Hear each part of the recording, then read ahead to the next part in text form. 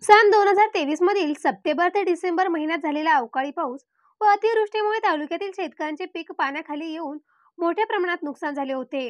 या शेतकऱ्यांना नुकसान भरपाई मिळावी म्हणून आमदार विनोद अग्रवाल सातत्याने पाठपुरावा करत होते।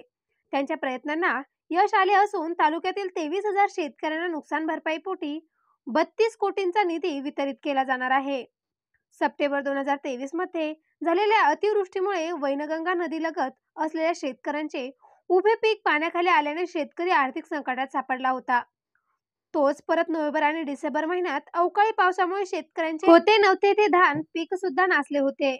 आमदार विनोद अग्रवाल यांनी झालेल्या घटनेची माहिती मुख्यमंत्री एकनाथ शिंदे यांची भेट घेऊन देत मदतीची मागणी केली होती।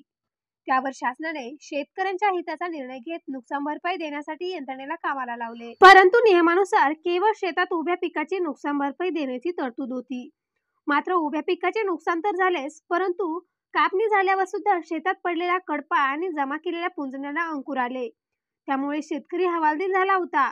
त्यावर आमदार अग्रवाल यांनी शासनाला याबाबत जाणीव करून दिली आणि धानाचे पुंजणे व कडधान्याला सुद्धा नुकसान भरपाई देण्यासाठी भाग पाडले।